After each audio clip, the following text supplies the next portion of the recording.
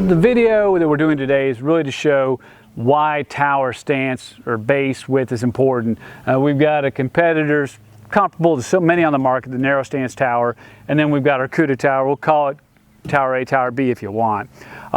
We've been kind enough to get our local dealer to give us one of their junkers. It's an old VIP. The hull thickness isn't too bad. It's close to 3/8 of an inch thick, really trashed out in the interior. It's going to the junkyard after that, so we thank Pier 1 for giving us this junker here to play with. But real quick, let me just kind of show you what we're talking about. The stance on this tower, if we go rod end to rod end center, is 14 inches. So that's a true stance there. And then over our Cuda, if we go the center of our mount there, we're approximately, 41, almost 42 inches. So you're talking about almost a factor of 3 on the increase on the stance there, which we really feel is important to distribute the load on your tower. So it's kind of a big thing at Big Air. We like broader stances, and today this video is to show you why we feel that's important. All right, let's go ahead and do our load test as if we had someone hanging on our tower or speaker weight for our competitor's tower and then our tower. Right off the bat, we're going to run the narrow stance. I weigh 180 pounds. Maybe 182. Let's not talk about it. The jeans are a little looser. But I'm going to go ahead and hang on it. Once again, there's no speakers or anything like that, so it's just my weight there. And first I'm going to lift up a little bit. This is kind of troubling. We've got it tight, but you can see the wiggle you get in this type of tower. And once again, narrow stances can generate that regardless of producer. So there's the push, and we'll see that load there. And there you can see the flexure. Kind of hear it tearing a little bit there. You hear that fiberglass. Guys, I'm not making that up. Someone's going to hang on your tower when they're in your boat. I promise you, they'll be doing pull-ups, hanging off there, and it may be someone bigger than me. So let's go ahead and move to the Cuda. I'll go up here, notably taller. You can see hitting me in the ear here, and I'm clear underneath it. So now let's go ahead. It's a little harder in the cockpit for me to get, but I'm gonna do my best to get right here. I'll do the lift test first. There, I'm lifting on, so it's actually easier to lift here because I'm fully underneath it. And here comes all my 180. There, feet are up in the air. I'm not cheating. Lift there again. And there we go there. So once again, you can see the difference. And so much of it has to do with the broad stance that we're showing there today. All right, we've moved our competitor / narrow stance tower forward as we prepare to test. Reason being is we want to put it between our Cuda mounts here, and so when we load it, if it does compromise the hull, we'd rather it happen to the hull before we run the Cuda, and that way it actually puts the Cuda at a tougher spot because the hull might be compromised. Right now it's in perfect condition, and that's why we want to run this test. Plus we've also gone and we've added the rubber gaskets. When we did our flexure tests lifting up and down, we failed to have the rubber gaskets, so we've corrected that. You'll see that on the side shot, the flexure test as we load it. So let's get ready to test this. Once again, a 14-inch stance, and I'm going to do a quick pull-up, push-up just to kind of validate where we're at. And then we'll go from there and we'll do our 600-pound load test. So let me just kind of push up a little bit here. See, we've still got that slop there I'm not a fan of. And then I'll do a quick pull there. So there you go. And we'll go from there. Let's go do our 600-pound load test, and then we'll go to a failure mode from there. All right, we're going to go on up with our load here. We've got 100 pounds preload on this competitor's tower. Here's 200. All right, we're coming along here. Okay, we're up to about 300 there. We're seeing a lot of flexure there, folks. And we're at 400 there, and we're doing good. Let's go ahead and gently come on up. Okay, let's keep going. We're at about 450 there. 450 now, I'm sorry. Okay, keep going. 5. 550, 575, 580-ish. Okay, there's 6 right there. Okay, great.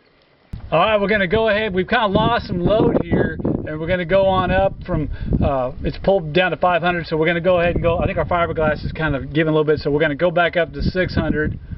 All right, there's 6. All right, here we go. 650. Looking good. There's 7. There's 750. I'm starting to see some pretty heavy. There's 800 right there. All right. Let's kind of watch. We're seeing the top really start to pull out and the bottom push in here. And we're gonna, let's see, we're just kind of trying to be cautious here. All right, now we're gonna go on, and there's heading towards 850. Okay, we're going onward.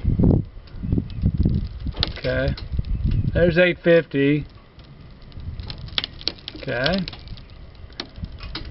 now look at, we're really, as we approach 9, we're getting close to this.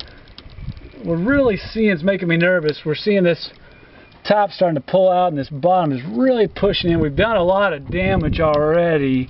Just kind of watch. I'm afraid that the top's going to pull out here. Let me get another click of load. Yeah, she's still talking. Okay, let's go ahead and put another 50 into it. We're at 9 right now. 1, let's do another click. Okay, I'm going to walk around and check my other side real quick. Make sure it's looking about the same. Okay, no real difference there. All right, let's just come on to let's go on up to we're at 950 right now. Let's get another click. Okay, gently. All right, there's 1,000. She's really pulling out. Right there is where we're seeing some action there. Let's go ahead and take another click, I guess. All right, one more click. Uh-oh, I hear something happening. There she goes. I think we're on the backside losing, I think. You can hear it.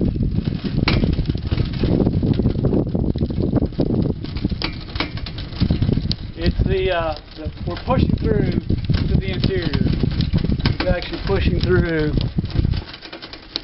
It's pushing the interior mount in there, right? Just a little over 1,000 pounds. All right. Let me take a look here. Can we get our cameraman to come over here and with this one? Okay, we just want to talk about what happened here real quick. We, through cantilever load, actually pushed the mount through the hole here, and that's our problem with these narrower stance type towers, regardless of manufacturer, is it puts a type of load and flexure on the hole. And so you can see here it just pushed right through there, and here we are with that damage. We've bent our heim joint a little bit, but our knob and our base and our swivel type system are all fine here, but just once again it's just pushed through the hole and right through the fiberglass, so that's our concern. Okay, we're ready to do the Cuda. We've already run the competitor's tower, the narrow stance. Once again, that one runs about a 14. We're running right around 41 to 42 inches, almost a factor of 3 in width stance. And this is what we're trying to drive home in this video, is how important width of stance is. We know that narrow stance looks cool, but Big Air, we're not comfortable with that. And that's what we're trying to show you today. Even though we're nearly a foot taller, we're still going to show you better results here. And so we pushed the other mount through, is damaged over there already, and so this is the second test. And on ours, we're just going to go past the 600 mark, and we're going to go on to at least, we were a little over 1,000 on the competitor's tower, so we'll probably go to 1,200, and we'll do all our audio, you'll hear it, and load it up to there, and you'll see the results. All right, we're ready to go. We've got 100 pounds of preload on our Cuda tower here approximately. You watch our dynamometer, our load meter as we go, and let's go ahead and start the loading.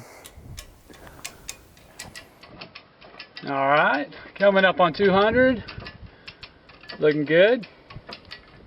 There's 300, there's 400,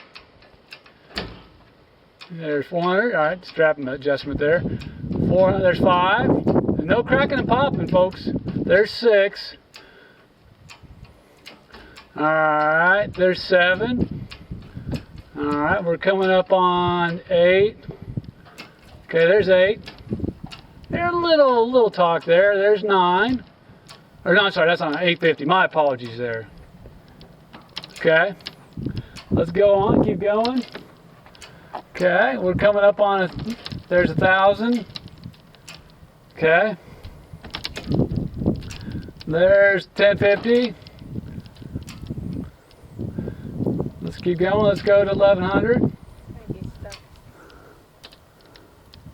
Now we're having tension pull problems there. All right, let me see if we'll do it there. All right. Okay, let's keep going. There's 1,100. Okay. Keep going, let's keep going. There's 11, about 50, 1150. There's 1,200 right there.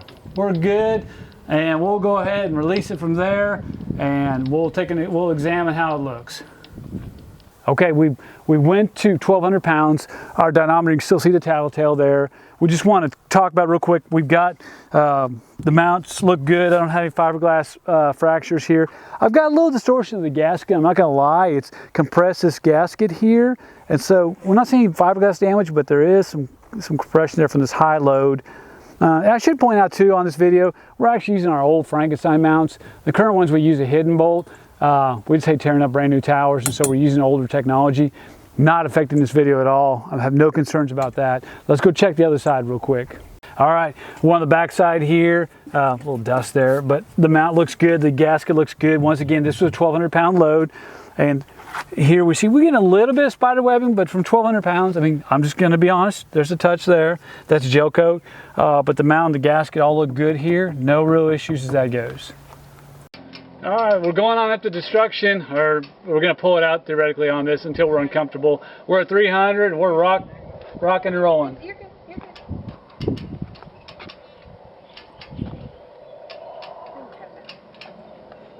Now we're at 500, so this is second round on this run here, but we just want to do 1,200 first. You can still see it on the tattletale on the red on the dynamometer. We're up to 800 pounds, and we're going along here. It's good. Okay, we're almost at 900. There's 950. There's 1,000. Sounding good, looking good. So there's 11. Well, not quite. Almost 1,100. Okay. There is. All right. There's 1,200. Almost. There's 1,200. Back to where we're at. Okay. Now we're in the load zone. There's 1,250. There's 13. There's almost 1,400. Our trailer's dancing around a little bit there. We're almost at 14. There's 1,400. All right, we're gonna go a little farther. She's talking a lot. We're at a little 1,400. I think we'll go a little farther. Let's not tear our equipment up there. Let's go ahead and stop. We're at 1,400 and we'll unload it there and call it good. All right, we're gonna go all the way to failure now. We actually last test went to 1440. We shut down for a safety inspection, and now we're ready to go ahead and run it on all the way up now. So let's see what happens and rock and roll. Okay.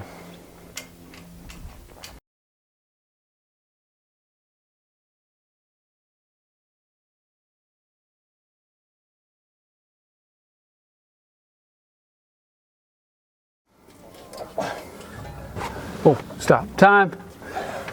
We're out of strap. Okay, we're on take 3. We actually ran out of stroke on our device for tensioning, so we've been up to about 1630 is what it looks like. We're going to take it all the way to failure, so hopefully we'll get there this time. I apologize, but we want to be safe. It's a lot of load and we want to do it right, so let's go ahead and go on and head on up to the full load. All right, we're at 300 pounds and heading up. Once again, the red tattletale you can see on there indicates how far we've been. So this is a lot of cycles on this old boat hole, so who knows what's gonna happen. No guarantees. We're at almost 1,000 now. There's 1,000. All right, moving on, we're at 1,100. Okay, all right. There's almost 1,300. So we're a few hundred away still from our last high mark. There's 14 there. Okay, we're up to almost 15. Okay, we're getting close to our mark there. Okay, we're just almost there. There's 16, we just touched it. There's 16, probably about 50. There's 1650. Oh, let's keep on going. There's 17. All right. We're gonna stop at 18 if we make it. We'll say there. We're at 1750. We're almost there. 1760, 1780. One more click may get us there. One more click, maybe we can get it. Go on. And we got it. Let's stop there at 18. That's a great number. Let me zoom in and show it. Great win. All right. All right, in conclusion, we pulled 1,800 pounds. Dynamometers don't lie. If you come look at our hole, it's really, really great shape. There may be some minor, gel coat fractures. I can't find them and see them in this particular finish. It looks great. We use a set screw, which is our old school design because we don't like tearing up new towers. It did even still exceptional low, it didn't fail. And we come over here, same thing, we look at this one, it looks great too. So we're fine there. So with that said, this is why we are preaching. This hole is about 3/8 of an inch thick, which is what we look for as our minimum for a big air tower. So we didn't have to reinforce it. We went to 1,800 pounds. Oh, the fiberglass is definitely cracking on us, but it didn't fail. But this is the problem, folks. This is why we say you need a broad stance tower, not a narrow stance tower. Other manufacturers say you got to reinforce the hull. How thick? How thick is enough? And how much are you going to pay for a fiberglass reinforcement job? $500? $1,000? So add that to the price of your tower. You more than possibly doubled the cost of the tower. So with that said, Big Air stands behind what we've produced, 1,800 pounds on this dynamometer, and a great test. Tower still intact, no hull puncture. Folks, all I can say is buy with confidence, buy Big Air.